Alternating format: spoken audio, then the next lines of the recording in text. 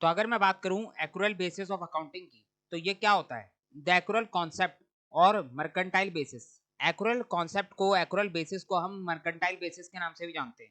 अब ये होता क्या है? Accrual concept means that all transaction must be recorded whether they are settled in cash और नॉट। तो यहाँ पर क्या बोला जा रहा है कि हम जो हैं सभी ट्रांजैक्शंस को रिकॉर्ड करेंगे। एक्रूअल बेसिस के अंदर सभी ट्रांजैक्शंस को रिकॉर्ड करा जाता है, फिर चाहे उन ट्रांजैक्शन में कैश सेटल हो या ना हो। कैश सेटल होने का क्या मतलब है कि यहाँ पर हमें कैश पेड और कैश रिसीव को नहीं देखना है। यहाँ पर ट्रांजैक्शन कैश में सेटल हो या ना हो इस बात से कोई मतलब नहीं है। इसी बात को जो है थोड़ा और डिटेल में और अच्छे से समझा रखा है यहाँ पर नीचे देखो। अकॉर्डिंग टू दिस कॉन्सेप्ट, इस कॉन्सेप्ट के अकॉर्डिंग क्या बोला हुआ है? Revenue are recognised. यहाँ पर जो है हमें 3 पॉइंट दे रखे हैं। पहला पॉइंट हमारा रिवेन्यू के बारे में बात करता है, दूसरा पॉइंट हमारा एक्सपेंस के बारे में बात करता है, और तीसरा पॉइंट यहाँ पर बोथ रिवेन्यू और एक्सपेंस दोनों के बारे में बात करता है। तो सबसे पहले देखते हैं कि पहले पॉइंट क्या कह रहा है। ये बात कर रहा है रिवेन्यू के बारे में कि आप रिवेन्यू को रिकॉग्नाइज करोगे। रिकॉग्नाइज का मतलब होता है रिकॉर्ड। तो यहाँ पर बोला जा रहा है कि रिवेन्यू को रिकॉर्ड करा जाएगा। अब सवाल आता है कि कब रिकॉर्ड करा जाएगा? तो यहाँ पर यही बता रखा है कि जैसे ही रिवेन्यू रिसीवेबल हो जाए। रिवेन्यू का मतलब क्या होता है? रिवेन्यू का मतलब होता है कैश का इनफ्लो। रिवेन्यू का मतलब है कि आपके पास इनकम आ रही है। तो यहाँ पर यही बोला है कि जैसे ही आपका रिवेन्यू रिसीवेबल हो जाएगा। रिसीवेबल का मतलब होता है कि आपके पास रिवेन्यू रिसीव करने का राइट आ गया, आपके पास कैश रिसीव करने का राइट आ गया। तो जैसे ही आपके पास कैश रिसीव, रिवेन्यू रिसीव करने का राइट आ जाए, वैसे ही जो है आप अपने रिवेन्यू को रिकॉर्ड कर सकते हो। यहाँ पर हमें साफ साफ बोल दिया कि कैश रिसीव होना जरूरी नहीं है, दो कैश इज नॉट रिसीव्ड। अगर कैश रिसीव नहीं भी हुआ कोई दिक्कत नहीं है। जैसे ही आपके पास कैश रिसीव करने का राइट आ जाए, आपके पास रिवेन्यू रिसीव करने का राइट आ जाए, वैसे ही जो है आप अपने रेवेन्यू को रिकॉर्ड कर दोगे। तो समझ में आ रही है बात? अभी इसको एग्जांपल से समझेंगे तब जाके अच्छे से क्लियर होगा। अब अगर मैं बात करूं एक्सपेंस की, तो एक्सपेंस को लेकर भी सेम बात बोली है कि आखिर कब आप अपने एक्सपेंस को रिकॉर्ड करोगे। तो यहाँ पर क्या बोला है कि जैसे ही आपका एक्सपेंस पेबल हो जाए। एक्सपेंस का मतलब होता है खर्चा। तो खर्चा पेबल होने का मतलब है कि आपके ऊपर खर्चा पे करने की लायबिलिटी क्रिएट हो गई। जैसे ही आपके सर पे एक्सपेंस की लायबिलिटी आ जाए, यानी आपकी ड्यूटी बन जाए एक्सपेंस पे करना, वैसे ही जो है आप अपने एक्सपेंस को रिकॉर्ड कर दोगे। तो पेबल का सिंपली मीनिंग होता है कि आपके सर पे एक्सपेंस पेड करने की लायबिलिटी आ चुकी है। अब आप एक्सपेंस को इमीडिएटली पे करो या ना करो वो अलग बात है। यहाँ पर देखो साफ साफ लिखा है, though no cash is paid immediately. फिर चाहे यहाँ पर कैश इमीडिएटली पे ना हो उस बात से फर्क नहीं पड़ता, लेकिन जैसे ही आपके सर पे एक्सपेंस पे करने की लायबिलिटी आ जाएगी, वैसे ही हम बोल देंगे कि आपका एक्सपेंस पेबल हो चुका है। उसी तरीके से जैसे ही आपके पास रिवेन्यू रिसीव करने का राइट आ जाएगा, वैसे ही हम बोल देंगे कि आपका रिवेन्यू रिसीवेबल हो चुका है। अभी इसको हम एग्जांपल से देखते हैं तो ज्यादा अच्छे से क्लियर होगा। अब देखो तीसरा पॉइंट क्या कह रहा है। तीसरा पॉइंट हमारा ये दोनों के बारे में बात कर रहा है, रिवेन्यू के बारे में भी और एक्सपेंस के बारे में। क्या बोला जा रहा है कि बोथ आर रिकॉर्डेड। हम रिवेन्यू और एक्सपेंस दोनों को रिकॉर्ड करेंगे in the accounting period to which they are related. तो यहाँ पर ये बोला जा रहा है कि आप अपने रिवेन्यू और एक्सपेंस को उसी अकाउंटिंग पीरियड में रिकॉर्ड करोगे जिस अकाउंटिंग पीरियड से ये रिलेट करते हो। यानी सिंपल सा मीनिंग है कि आपका रिवेन्यू जिस अकाउंटिंग पीरियड का है, आप उस रिवेन्यू को उसी अकाउंटिंग पीरियड में रिकॉर्ड करोगे। उसी तरीके से हम बोल सकते हैं कि आपका एक्सपेंस जिस अकाउंटिंग पीरियड का है, जिस अकाउंटिंग पीरियड से आपका एक्सपेंस रिलेटेड है, उसी अकाउंटिंग पीरियड में आप अपने एक्सपेंस को भी रिकॉर्ड करोगे। अब अकाउंटिंग पीरियड का मतलब तो आपको पता है, इससे पहले हमने पीरियोडिसिटी वाला कॉन्सेप्ट पढ़ा था, वहां पर अकाउंटिंग पीरियड का हमने मतलब समझा था। तो यहाँ पर अगर मैं सिंपल सी बात बोलूं तो क्या बोला गया है कि रिवेन्यू तब रिकॉर्ड होगा जब वो रिसीवेबल हो जाए। उसी तरीके से एक्सपेंस तब रिकॉर्ड होगा जब वो पेबल हो जाए। और इस एक्सपेंस और रिवेन्यू को आप उसी अकाउंटिंग पीरियड में रिकॉर्ड करोगे जिस अकाउंटिंग पीरियड से वो रिलेट करते हो। और हमें यहाँ पर जो है कैश को बिल्कुल भी नहीं देखना कि क्या हमें कैश रिसीव हुआ या फिर क्या हमने कैश पेड करा, इसको हमें इग्नोर करना है। अब देखो यहाँ पर हम कैश को इग्नोर कर रहे हैं, वहीं अभी इससे पहले हम पढ़ के आए थे कैश बेसिस ऑफ अकाउंटिंग। वहां पर हमारा सारा फोकस कैश के ऊपर था, वहां पर हम सिर्फ कैश पेड और कैश रिसीव को देख रहे थे। जबकि एक्यूरल बेसिस ने बोल दिया कि आपको कैश को देखना ही नहीं है। अब देखो एक्यूरल बेसिस और कैश बेसिस दोनों को और डिटेल में समझते हैं, प्रैक्टिकल पॉइंट ऑफ व्यू से समझते हैं। यहाँ पर एक एग्जांपल देखो, इस एग्जांपल से सारी बातें क्लियर हो जाएंगी। ये हमारा एग्जांपल नंबर 7 है, इसको ध्यान से देखना है। ये एग्जांपल आपका इस चैप्टर का मोस्ट इंपॉर्टेंट एग्जांपल है। अगर आपको ये एग्जांपल समझ में आ गया तो आपको इस पूरे चैप्टर के अंदर के 50-60% कॉन्सेप्ट तो अपने आप ही क्लियर हो जाएंगे। तो इस एग्जांपल को आपको बहुत ध्यान से देखना है। तो यहाँ पर ये एक टाइमलाइन दे रखी है आपको। यहाँ पर हमारे पास दो अकाउंटिंग ईयर है, एक है अकाउंटिंग ईयर 23-24 और दूसरा है अकाउंटिंग ईयर 24-25। अब देखो इनके अंदर हमें कुछ ट्रांजेक्शन्स बता रखी हैं। 10 अगस्त 2023 को क्रेडिट सेल हुई 10 लाख की, और ये जो सेल करी गई थी ये करी गई थी टाइप 1 गुड्स की। यहाँ पर हमारे पास दो टाइप के गुड्स हैं, टाइप 1 गुड्स और टाइप 2 गुड्स। तो 10 अगस्त को क्रेडिट सेल करिए 10 लाख की, जो कि है टाइप 1 गुड्स की। वहीं अगर मैं बात करूं 15 जनवरी की, तो 15 जनवरी 24 को कैश सेल करी गई है 8 लाख की, और ये करी गई है टाइप 2 गुड्स की। तो हमारे पास अकाउंटिंग ईयर 23-24 के अंदर दो तरीके की सेल दे रखी है, एक है क्रेडिट सेल और दूसरी है कैश सेल। अब अगर मैं बात करूं 24-25 की, नेक्स्ट अकाउंटिंग ईयर की, तो यहाँ पर भी हमें दो सेल दे रखी है। 12 जुलाई 24 को हमें एक क्रेडिट सेल दे रखी है, जो कि है 6 लाख की, और ये टाइप 1 गुड्स की सेल है। उसी तरीके से 15 नवंबर 24 को हमें कैश सेल दे रखी है 12 लाख की, जो कि हमारे टाइप 2 गुड्स की। तो ये हमें सेल के बारे में जानकारी दे रखी है इस टाइमलाइन के अंदर। अब देखो कुछ बातें और बता रखी हैं यहाँ पर नीचे दे रखी हैं। अकाउंटिंग ईयर 23-24 की बात करते हैं पहले। अकाउंटिंग ईयर 23-24 के अंदर इन दो सेल्स के अलावा और भी कुछ ट्रांजेक्शन हो रखी हैं। परचेजेस पेड, टाइप 1 गुड्स को परचेज करा था कितने में, 6 लाख में। ये जो टाइप 1 गुड्स है जिसको क्रेडिट में हमने बेचा है, इसकी परचेज कितने की है, 6 लाख की। यानी हम बोल सकते हैं कि यहाँ पर टाइप 1 गुड्स 6 लाख में परचेज करे गए थे और 6 लाख के गुड्स को 10 लाख में बेचा गया था, तो सीधे सीधे 4 लाख का प्रॉफिट आ गया। उसी तरीके से टाइप 2 की अगर मैं बात करूं, तो टाइप 2 गुड्स को लेकर भी बताया गया कि टाइप 2 गुड्स परचेज करे थे 7 लाख में, 7 लाख में टाइप 2 गुड्स परचेज करे थे। अब यहाँ पर टाइप 2 गुड्स को लेकर क्लोजिंग स्टॉक भी बता रखा है 2 लाख का, तो अभी इसके ऊपर भी बात करेंगे। पहले यहाँ पर देखो, यहाँ पर टाइप 1 के आगे लिखा हुआ पेड, इसका मतलब है कि जो टाइप 1 गुड्स परचेज करे गए थे वो परचेज जो है हमारी कैश परचेज थी, यानी यहाँ पर इमीडिएटली कैश पेड कर दिया गया था। टाइप 1 गुड्स की जो पेमेंट है वो हो चुकी है, तो हम बोल सकते हैं टाइप 1 गुड्स जो हमारे परचेज करे गए हैं, ये परचेज हमारी कैश परचेज है। जबकि इन गुड्स को हमने क्रेडिट में सेल करा था, यहाँ पर देखो टाइप 1 गुड्स को हमने क्रेडिट में सेल करा था। अब अगर मैं बात करूँ टाइप 2 गुड्स की, तो टाइप 2 गुड्स के आगे लिखा हुआ है पेबल। पेबल का मतलब है कि इसका पैसा देना अभी बाकी है, ये अभी पेबल है, तो इसको हम बोल सकते हैं कि ये हमारी क्रेडिट परचेज थी। टाइप 2 गुड्स को हमने क्रेडिट में परचेज करा, उधार में परचेज करा, जबकि इसकी सेल हमने कैश में करी है। टाइप 2 गुड्स को हमने कैश में बेचा है। अब देखो यहाँ पर अगर मैं आपको बताऊं कि पेबल और रिसीवेबल का क्या मतलब होता है, तो देखो यहाँ पर 10 अगस्त को जब क्रेडिट सेल हो गई, सप्लायर ने गुड्स को क्रेडिट में बेच दिया, यानी उधार में बेच दिया, तो क्रेडिट सेल का मतलब साफ है कि सप्लायर के पास अभी पैसा तो नहीं आया होगा, उसको अभी कैश तो रिसीव नहीं हुआ, लेकिन उसने अपनी तरफ से अपना काम कर दिया, उसने अपनी तरफ से सेल कर दी। तो अब किसका काम बचा हुआ है, अब इस ट्रांजैक्शन के अंदर कस्टमर का काम बचा हुआ है। सामने से जिस कस्टमर ने इन गुड्स को उधार में खरीदा था, अब उसकी तरफ से काम बचा हुआ है कि उसको जो है सप्लायर को पेमेंट करनी है। तो यहाँ पर हम सप्लायर के पॉइंट ऑफ व्यू से ये बात बोल सकते हैं कि सप्लायर ने क्रेडिट सेल करते ही अपना काम पूरा कर लिया। अब सप्लायर के पास राइट आ गया कि वो जो है कस्टमर से कैश रिसीव कर सकता है, सप्लायर के पास कैश रिसीव करने का राइट आ गया। और अभी मैंने आपको यही बात बताई थी कि रिसीवेबल का मतलब भी यही होता है कि आपके पास कैश रिसीव करने का राइट आ गया। तो यहाँ पर जो है सप्लायर बोल सकता है कि जैसे ही मैंने क्रेडिट सेल करी, वैसे ही मेरे पास कैश रिसीव करने का राइट आ गया, इसका मतलब है कि मेरी जो ट्रांजेक्शन है वो रिसीवेबल हो गई। तो यहाँ पर सप्लायर जो है 10 अगस्त को अपनी सेल को रिसीवेबल बोल सकता है कि मेरा रिवेन्यू रिसीवेबल हो चुका है, यानी मेरे पास 10 अगस्त के बाद से रिवेन्यू रिसीव करने का राइट आ चुका है। अब कैश रिसीव कब होगा वो अलग बात है, हो सकता है कुछ दिनों बाद हो जाए, हो सकता है बाद में हो, तो कैश रिसीव होना वो एक अलग बात है, लेकिन रिसीव करने का राइट तो आ गया ना, तो बस बात खत्म। यही बात यहाँ पर बोली थी कि जैसे ही आपके पास रिवेन्यू रिसीव करने का राइट आ जाए, वैसे ही आप रिवेन्यू को रिकॉर्ड कर देना। तो समझ में आ रही है बात। उसी तरीके से अगर मैं कैश सेल की बात करूं, तो कैश सेल के अंदर क्या हुआ कि सप्लायर ने जो है गुड सेल करे और इमीडिएटली उसको पेमेंट मिल गई, यानी यहाँ पर कैश रिसीव हो गया। अब देखो अगर मैं कैश रिसीव से थोड़ी देर पहले की बात करूं, तो जैसे ही सप्लायर ने गुड सप्लाई करे, वैसे ही सप्लायर के पास कैश रिसीव करने का राइट आ गया।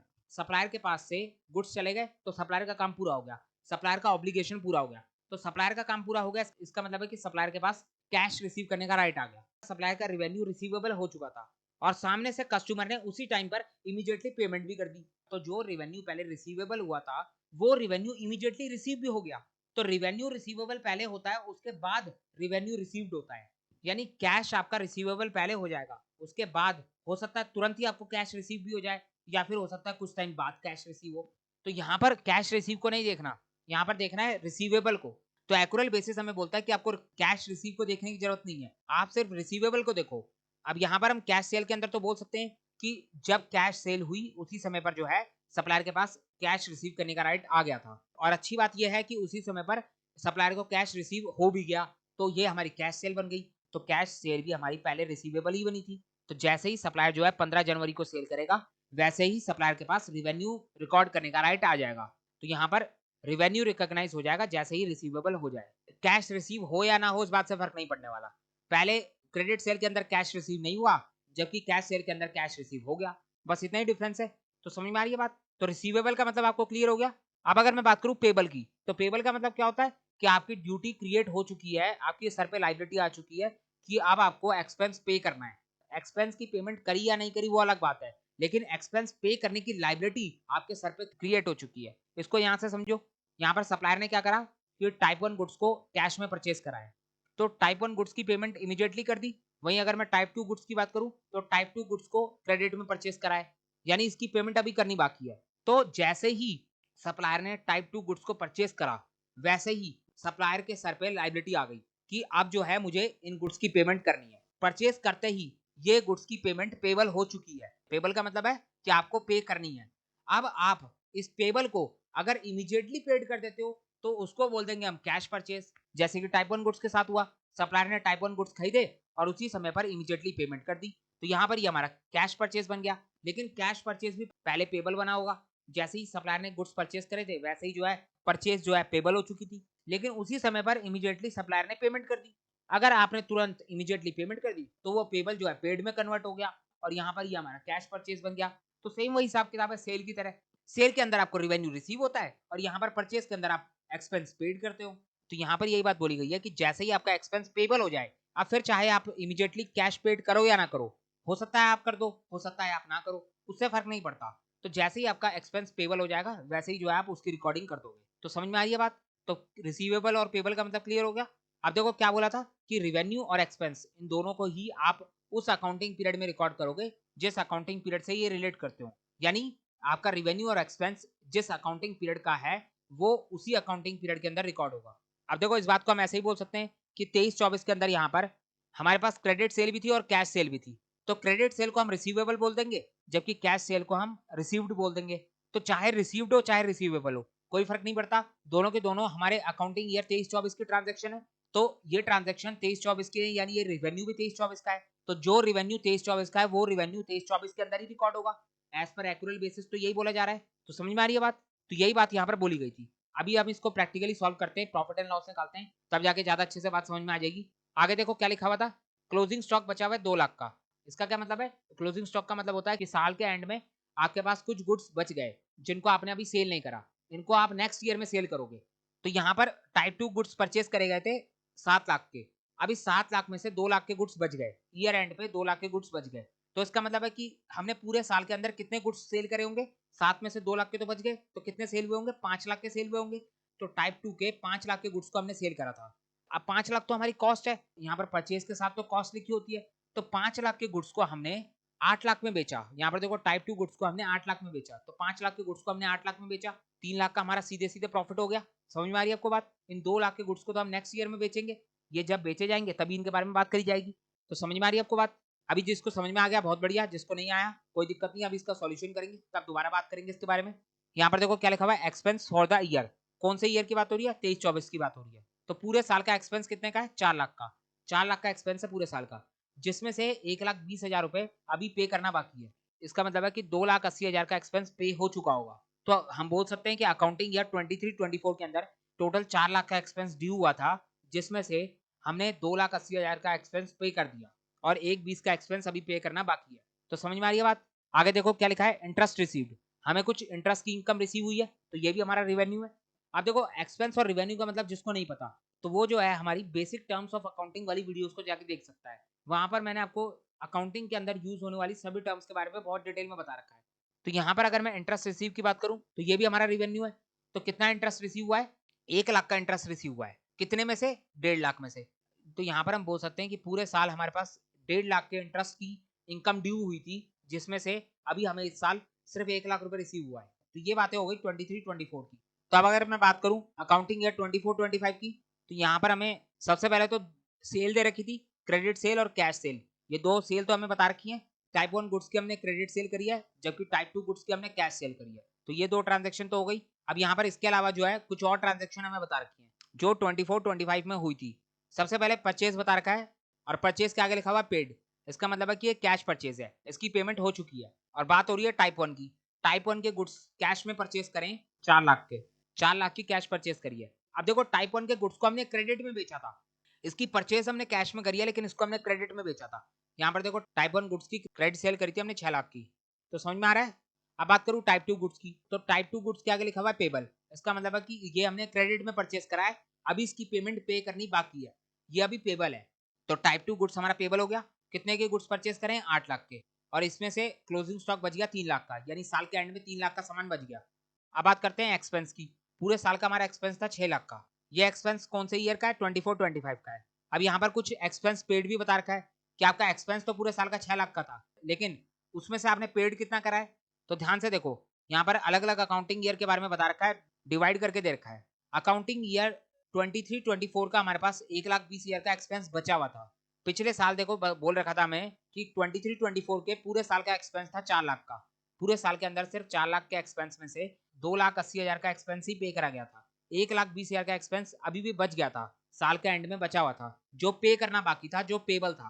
तो यहाँ पर ये जो पिछले साल का एक्सपेंस बच गया था, इस एक्सपेंस को हमने नेक्स्ट अकाउंटिंग ईयर के अंदर पे करा।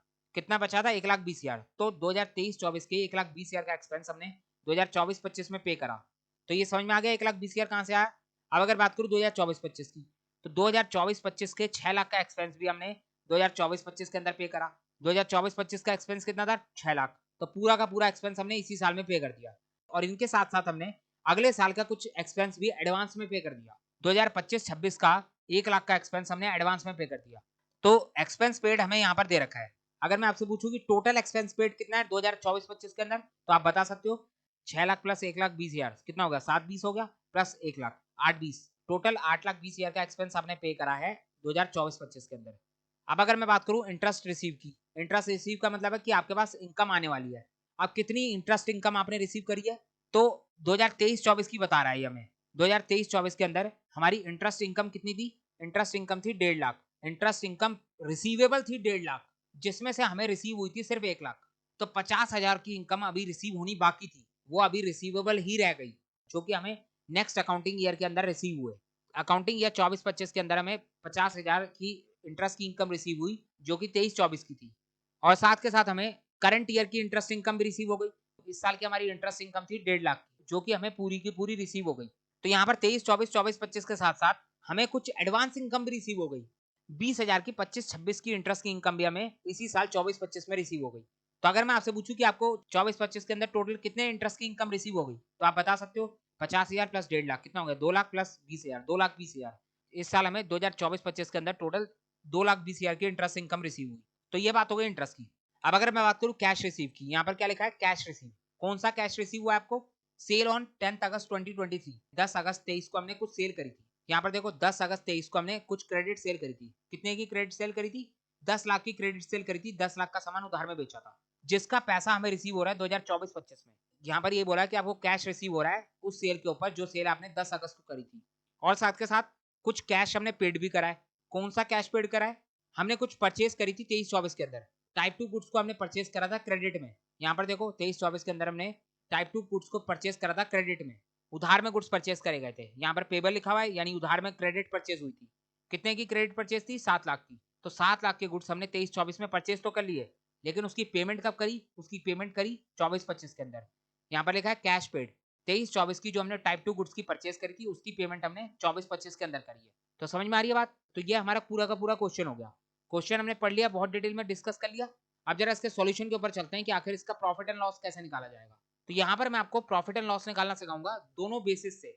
हम इसका प्रॉफिट और लॉस कैश बेसिस से भी निकालेंगे, और फिर उसके बाद एक्रूअल बेसिस से भी निकालेंगे, ताकि हम इन दोनों को कंपेयर कर सके। तो सबसे पहले अगर हम इसका प्रॉफिट कैश बेसिस से निकालें, कैश बेसिस से प्रॉफिट निकालना बहुत आसान होता है। हमें सिर्फ कैश को देखना है कि कितना कैश आया और कितना कैश गया।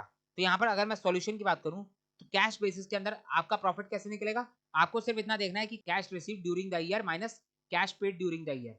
पूरे साल में आपको कितना कैश रिसीव हुआ और पूरे साल में आपने कितना कैश पेड करा। कैश रिसीव में से कैश पेड को माइनस कर देना, आपका प्रॉफिट आ जाएगा, बात खत्म। तो अब अगर मैं 23-24 का प्रॉफिट निकालूं, तो सबसे पहले कैश रिसीव को निकालते हैं कि 23-24 के अंदर कितना कैश रिसीव हुआ था। तो चले 23-24 को देखते हैं। तो सबसे पहले तो 23-24 के अंदर दो तरीके की सेल है, एक है क्रेडिट सेल और दूसरी है कैश सेल। तो देखो क्रेडिट सेल से तो पैसा आने वाला है नहीं। क्रेडिट सेल का पैसा कब आया था? नेक्स्ट ईयर में 24-25 के अंदर। तो क्रेडिट सेल से हमें 23-24 के अंदर कोई भी कैश रिसीव नहीं हुआ, तो क्रेडिट सेल को हम छोड़ देंगे। हम बात करेंगे यहाँ पर कैश सेल की। 23-24 के अंदर हमने 8 लाख की कैश सेल करी, जिससे हमें इमीडिएटली कैश रिसीव हो गया। तो हमें मतलब है सिर्फ कैश से, तो यहाँ पर हमने क्रेडिट सेल को इग्नोर कर दिया। तो 23-24 के अंदर आपको 8 लाख का कैश रिसीव हो गया। तो यहाँ पर आप जो है लिख दोगे cash cell type 2 goods 8 lakh. 8 lakh का कैश आपको रिसीव हो गया। और आपको कौन कौन सा कैश रिसीव हुआ, यहाँ पर आपकी एक इंटरेस्ट इनकम भी रिसीव हुई है। 23-24 की आपकी इंटरेस्ट की इनकम ड्यू हुई थी 1.5 लाख की, यानी आपका टोटल इंटरेस्ट रिसीवेबल था 1.5 लाख का। लेकिन हमें रिसीवेबल को थोड़ा देखना है कैश बेसिस के अंदर, तो हमें सिर्फ कैश रिसीव्ड को देखना है। तो 23-24 के अंदर हमें सिर्फ 1 लाख रुपए रिसीव हुए, 50,000 अभी रिसीव नहीं हुए। इंटरेस्ट रिसीव के अंदर आ जाएगा 1 लाख। तो टोटल हम बोल सकते हैं कि हमें 23-24 के अंदर 9 लाख रुपए के कैश रिसीव हुआ है। तो यहाँ पर 9 लाख रुपए हमने लिख दिया। अब अगर मैं बात करूँ कैश पेड की, कि आखिर हमने कितना कितना कैश पे करा है, तो 23-24 के अंदर सबसे पहले तो हमने टाइप 1 गुड्स को कैश पे करा है। टाइप 1 गुड्स को हमने कैश में परचेज करा था। यहाँ पर देखो टाइप 1 गुड्स को हमने कैश में परचेज करा था, इसकी पेमेंट हमने इमीडिएटली कर दी थी। कितने की पेमेंट करी थी, 6 लाख की। तो 6 लाख का कैश आपके पास से चला गया 23-24 के अंदर। टाइप 2 गुड्स को तो आपने क्रेडिट में परचेज करा था, यानी इसकी पेमेंट आपने 23-24 के अंदर नहीं करी थी, इसकी पेमेंट आपने करी है 24-25 के अंदर। ये बात अभी हमने देखी थी। तो हम बात कर रहे हैं 23-24 की। 23-24 के अंदर आपने एक ही तरीके की परचेज की पेमेंट करी है, टाइप 1 गुड्स की पेमेंट करी थी 6 लाख की। तो 6 लाख का यहाँ पर आपका कैश पेड हो गया टाइप 1 गुड्स का, जो कि आपकी कॉस्ट है। अब अगर मैं बात करूँ एक्सपेंस की, तो यहाँ पर आपने कुछ एक्सपेंस भी पे करा है। टोटल एक्सपेंस था आपका 23-24 का 4 लाख का, जिसमें से आपने सिर्फ 2,80,000 रुपए पे करा था। हमारा सारा फोकस है कैश रिसीव्ड और कैश पेड के ऊपर। तो 23-24 के अंदर हमने 2,80,000 रुपए का एक्सपेंस पेड करा है, जो कि हम यहाँ पे लिख देंगे एक्सपेंस पेड 2,80,000। टोटल कितना हो गया, 8,80,000। तो हम बोल सकते हैं कि 23-24 के अंदर हमारे पास 9 लाख का कैश आया और हमारे पास से 8,80,000 का कैश चला गया। तो बैलेंस कितना रह गया, बैलेंस रह गया हमारे पास 20,000, जो कि हमारा प्रॉफिट बन जाएगा। 23-24 का हमारा प्रॉफिट कितना निकल गया, 20,000। कैश बेसिस ऑफ अकाउंटिंग से हमारा प्रॉफिट 20,000 आ गया। हमने करा क्या, हमने 23-24 का सारा कैश रिसीव देख लिया और उसमें से 23-24 के सारे कैश पेड को माइनस कर दिया, तो हमारे पास प्रॉफिट आ गया। तो समझ में आ रही है बात। अब इसी तरीके का काम करेंगे 24-25 के अंदर। 24-25 में हमारे पास कितना कैश रिसीव हुआ है, इसको देख लो। तो सबसे पहले चलते हैं सेल के ऊपर। 24-25 के अंदर आपने एक तो क्रेडिट सेल करी थी, एक कैश सेल करी थी। हमें अच्छे से पता है कि कैश बेसिस के अंदर हम क्रेडिट सेल को नहीं देखते, क्रेडिट ट्रांजैक्शन का हमें कोई मतलब नहीं है, हमें देखनी है कैश ट्रांजैक्शन। तो हमने कैश सेल करी है 12 लाख की, तो इसका मतलब है 12 लाख का कैश हमारे पास आ गया होगा 24-25 के अंदर। तो यहाँ पर टाइप 2 गुड्स की हमने कैश सेल करी है, तो यहाँ पर हम लिख देंगे कैश सेल 12 लाख। हमारे पास 12 लाख का कैश आ गया। और क्या क्या रिसीव हुआ है हमें, इंटरेस्ट रिसीव, हमें कुछ इंटरेस्ट की इनकम भी रिसीव हुई है। 24-25 की अगर मैं बात करूं, तो 24-25 के अंदर हमें 50,000 की इंटरेस्ट इनकम रिसीव हुई थी, जो कि थी 23-24 की। और साथ के साथ हमें 1.5 लाख की इंटरेस्ट इनकम 24-25 की रिसीव हुई थी। और साथ के साथ में हमें नेक्स्ट ईयर की इंटरेस्ट इनकम भी रिसीव हो चुकी है 25-26 की 20,000 रुपए। तो टोटल अगर मैं बात करूं हमें कितना इंटरेस्ट के नाम पे कैश रिसीव हुआ है, तो 24-25 के अंदर हमें टोटल 2,20,000 का कैश रिसीव हुआ है, जो कि हमारी इंटरेस्ट इनकम है। अब देखो कैश बेसिस सिंपल सी बात कर रहा है, वो कह रहा है कि हमें कोई मतलब नहीं है कि ये 2,20,000 में से आपका 50,000 का इंटरेस्ट पिछले साल का था, 1.5 लाख का इस साल का है, 20,000 अगले साल का होगा, इससे हमें कोई मतलब नहीं है। हमें सिर्फ इतना देखना है कि आपको कितना कैश रिसीव हुआ। तो यहाँ पर हम कह सकते हैं कि हमें टोटल 2,20,000 का कैश रिसीव हुआ है इंटरेस्ट इनकम के नाम पे। तो यहाँ पर हम लिख देंगे 2,20,000 इंटरेस्ट रिसीव। तो ये 2,20,000 आ गया। और हमें क्या क्या रिसीव हुआ है, तो यहाँ पर देखो, और हमें रिसीव हुआ है यहाँ पर कैश, यहाँ पर लिखा है कैश रिसीव। हमने जो सेल करी थी पिछले साल 23-24 के अंदर, जो हमने 10 अगस्त को क्रेडिट सेल करी थी, 10 लाख की क्रेडिट सेल करी थी, उसका पैसा जो है हमें 24-25 के अंदर मिल गया। तो 23-24 के अंदर तो हमने इस क्रेडिट सेल को रिकॉर्ड नहीं करा था। हमने क्या कहा था कि कैश बेसिस के अंदर हम सिर्फ कैश को रिकॉर्ड करते हैं। कैश बेसिस के अंदर क्रेडिट ट्रांजैक्शन हमारी तभी रिकॉर्ड होती है जब वो कैश में कन्वर्ट हो जाए। तो ये जो क्रेडिट सेल थी ये हमारी कैश में कन्वर्ट कब हुई थी, 24-25 के अंदर। तो ये 24-25 के अंदर कैश में कन्वर्ट हुई है, तो इसकी रिकॉर्डिंग भी 24-25 के अंदर होगी। तो यहाँ पर हम कैश रिसीव लिखेंगे टाइप 1 गुड्स का, जिसका हमें कैश रिसीव हुआ है 10 लाख का। तो टोटल अगर मैं कैश रिसीव की बात करूं, तो टोटल कितना कैश रिसीव हो गया, 12 लाख प्लस 10 लाख कितना हो गया, 22 लाख प्लस 2,20,000, 24,20,000 हो गया। तो 24,20,000 का हमें 24-25 के अंदर कैश रिसीव हुआ है। तो ये हमारा कैश रिसीव आ गया। अब अगर मैं बात करूं कैश पेड की, तो सबसे पहले तो हमने टाइप 1 के गुड्स परचेज करे थे कैश में। यहाँ पर हमने 24-25 के अंदर टाइप 1 के गुड्स परचेज करे थे, जिसकी पेमेंट हमने इमीडिएटली कर दी थी, यानी हमारी कैश परचेज थी। कितने की परचेज करी थी, 4 लाख की। तो 4 लाख का कैश तो हमारा यहाँ पे चला गया। तो यहाँ पर ये टाइप 1 की कॉस्ट है 4 लाख, तो 4 लाख कैश पेड हो गया। अब अगर मैं बात करूँ एक्सपेंस की, इस साल में हमने कितना एक्सपेंस पे करा है, 1,20,000 तो हमने 23-24 का पे करा था, 6 लाख हमने 24-25 का पे करा था, 1 लाख हमने नेक्स्ट अकाउंटिंग ईयर का भी पे करा था। तो टोटल हमने 8,20,000 का एक्सपेंस पे करा है। अकाउंटिंग ईयर 24-25 के अंदर हमने 8,20,000 का एक्सपेंस पे करा है। अब देखो यहाँ पर कैश बेसिस के अंदर साफ बात है कि हमें इस बात से मतलब नहीं है कि ये एक्सपेंस कौन से साल का था, यहाँ पर तो हमें सिर्फ कैश पेड से मतलब है। तो भले ही ये एक्सपेंस पिछले साल का हमने पे कराओ या नेक्स्ट ईयर का पे कराओ, हमें कोई मतलब नहीं है, हमें देखना है कितना पैसा हमारे पास से गया। तो एक्सपेंस पेड यानी एक्सपेंस के नाम का हमारे पास से 8,20,000 रुपए चला गया, तो हम यहाँ पे लिख देंगे एक्सपेंस, एक्सपेंस पेड 8,20,000। और कितना कैश हमारे पास से गया है, तो हमने क्या करा था 24-25 के अंदर एक कैश पेड करा था 23-24 का, 23-24 की परचेज करी थी हमने टाइप 2 गुड्स की, ये हमने क्रेडिट परचेज करी थी। 23-24 की अगर मैं बात करूं तो 23-24 में हमने टाइप 2 गुड्स को क्रेडिट में परचेज करा था। तो इसकी पेमेंट कब करी, इसकी पेमेंट करी 24-25 में। तो कितने गुड्स थे, 7 लाख के। तो 7 लाख का कैश हमारे पास से 23-24 में नहीं गया, बल्कि 24-25 में जाके गया। 23-24 के परचेज की पेमेंट 24-25 में करी है। तो कैश पेड हुआ है टाइप 2 गुड्स का 24-25 के अंदर 7 लाख का। तो टोटल हमारे पास से कितना कैश गया है, कैश पेड हुआ है 4 + 8 20, 12-20 हो गया, प्लस 7 19-20, 19,20,000 का कैश पेड हुआ है। तो 19,20,000 कैश पेड हो गया, तो कैश रिसीव में से कैश पेड माइनस करोगे 5 लाख का प्रॉफिट आ जाएगा। ये आपका प्रॉफिट आ गया कैश बेसिस के अकॉर्डिंग। कैश बेसिस के अंदर प्रॉफिट निकालना बहुत आसान है, cash received during the year minus cash paid during the year, simple सा काम है। तो समझ में आ गया। तो कैश बेसिस के अकॉर्डिंग आपने ये प्रॉफिट निकाल लिया 23-24 और 24-25 का। तो ये क्लियर है आपको। अब अगर मैं बात करूं एक्रूअल बेसिस से, एक्रूअल बेसिस से प्रॉफिट निकाल के देखें क्या निकलता है।